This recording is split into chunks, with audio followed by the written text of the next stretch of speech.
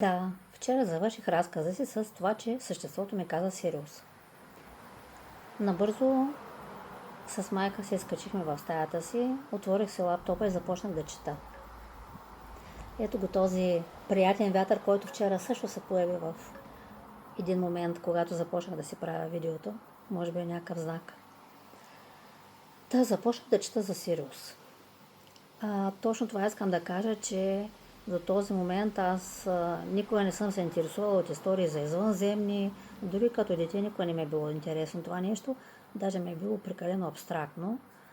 Така че не съм човек любител на научната фантастика и любител на темата за извънземни. Така, попрочетох някакви неща за планетата и вечерта ходих доста, разхождах се. Исках да остана спокойна и все пак разбирах, че това не е случайно, но дойде следващия ден. Поредната процедура, поредната вана и серия 2. Съществото отново се появи. Този път вече беше много по-наблизо. Имах чувството, че е доближен до... Почти като залепнал беше за ръба на ваната. Предния ден беше доста така по-надалече. И съответно тая близост отново много ме смути. Обаче аз усещах, че той разбира какво аз усещам. Той усещаше как аз се чувствам. И отново се опитах да се правя на безстрашна. И тогава той протегна ръце напред и обхвана ваната, в която лежах. Ръцете му по-скоро се издължиха. Имаше едни много красиви ръкави, такива дълги, широки.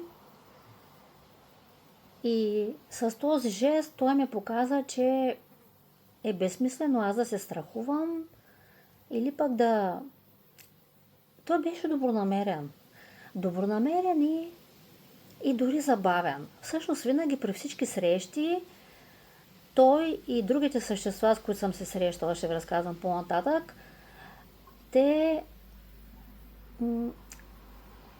тяхното състояние беше такова, като те се държаха като че ли играят. Като игра, все едно като някой, който въобще не се взема на сериозно, за разлика от това, нали, колко аз бях скована, примерно, той точно това ми сякаш искаше да ми каже, айде отпусни се, няма нищо.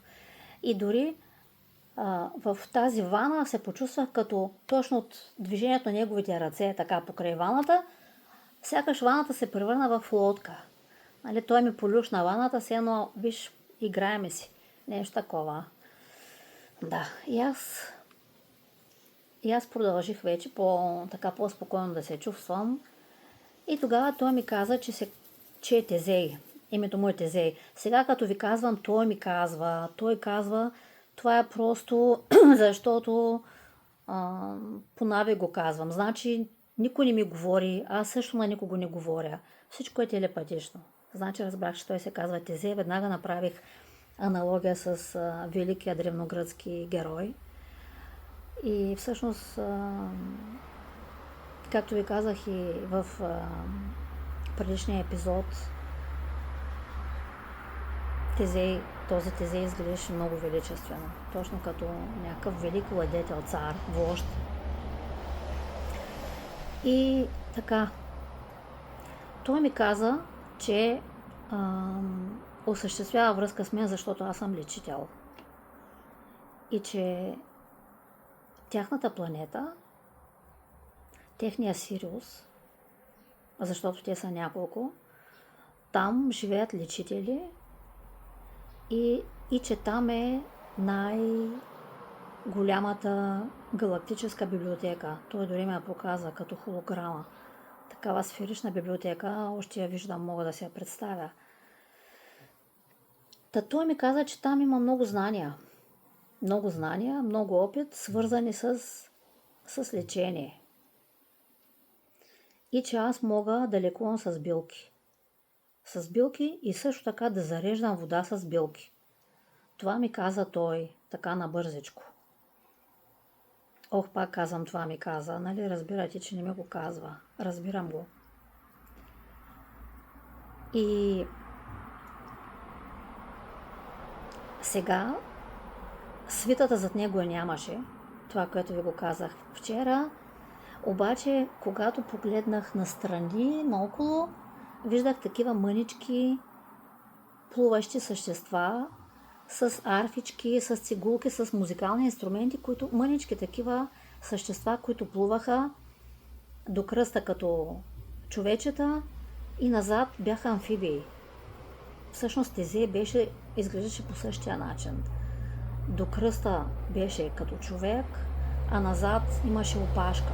Такъв плавник, много мощен. Така изглеждаше тялото му. И всичко, както ви казах, беше в гамата на синьото. Ето, аз даже съм се облякла сега сирианска рокля, да съм актуална с видеото си. Всичко е синьо, пурпурно, индиго, тюркоаз в тази гама. И така аз разбрах, че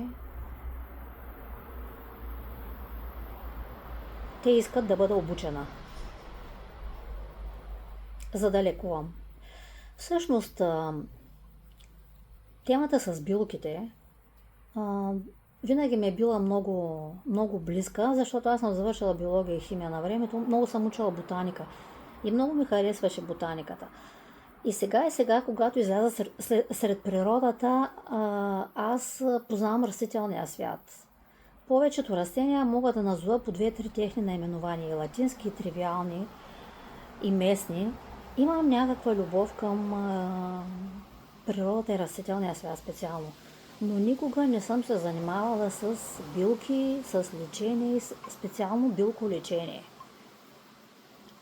И ми стана много интересно това, което той ми каза.